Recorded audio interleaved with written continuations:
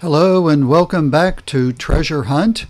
This is all about biblical archaeological discoveries, most of them found in the Holy Land, the nation of Israel.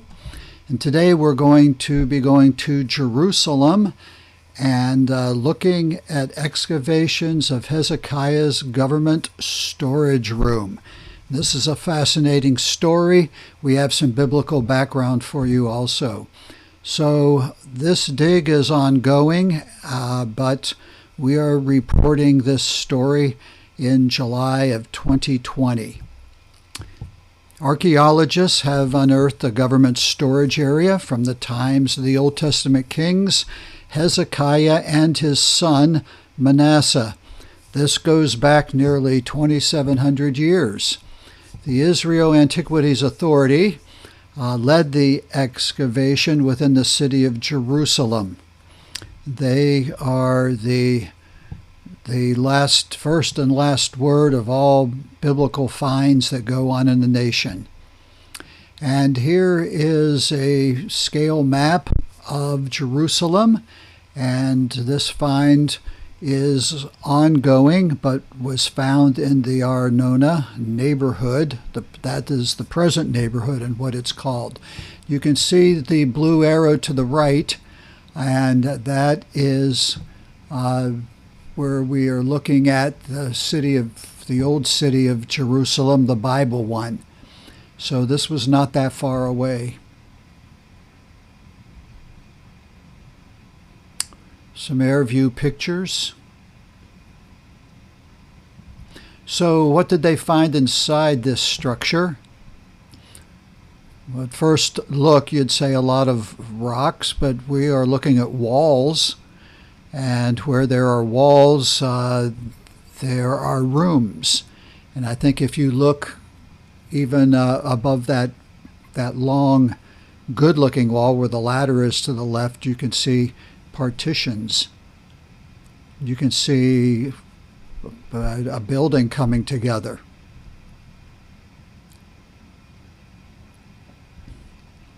So here's what they found inside. So far, 120 jar handles with Hebrew seal impressions on them.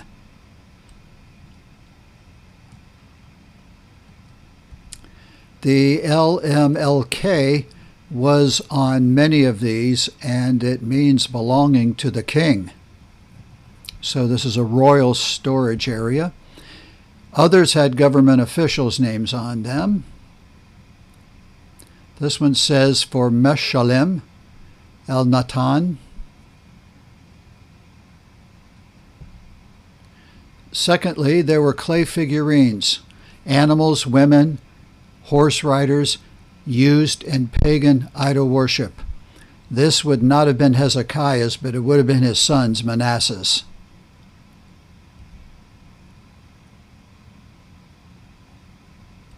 These were like pocket idols. They would just carry them around with them for good luck. They'd put them in their house on a shelf. And just remember, those are our godly good luck tokens in our house. Here is a picture of the timeline of the northern kingdom when it divided Israel. It is gone at this point. And we are looking at Judah, and it is not, but it will be shortly.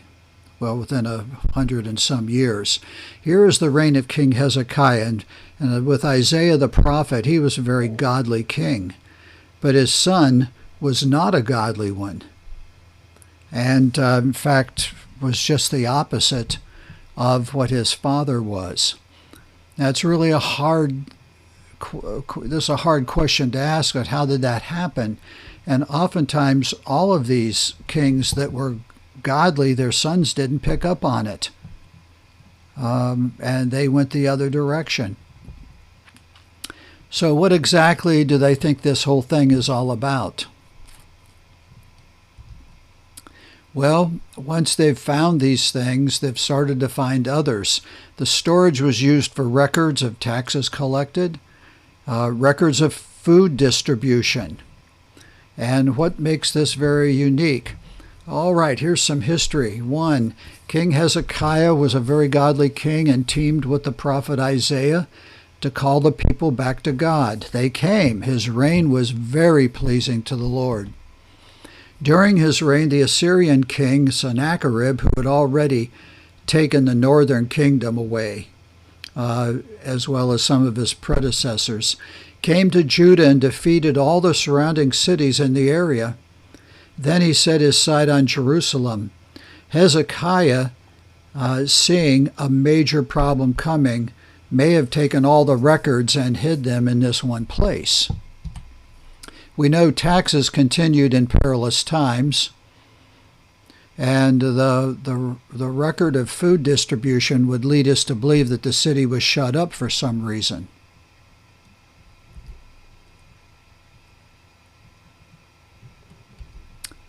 So Sennacherib lays siege to the city, but Hezekiah prays for deliverance.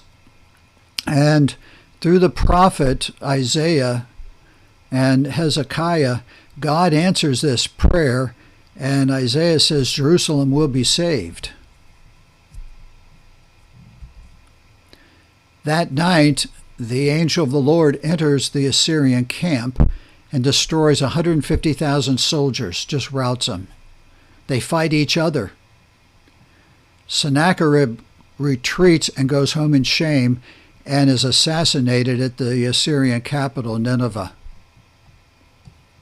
So that's usually what happens to kings or generals when they get routed. Manasseh, a very evil king, finds the Lord, having Assyrian captains come and drag him captive back to Babylon. Wow. He would be the cause of putting his idols in this storage center.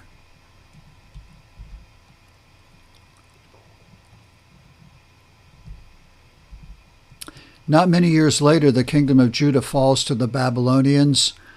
Jerusalem is destroyed in 586 BC.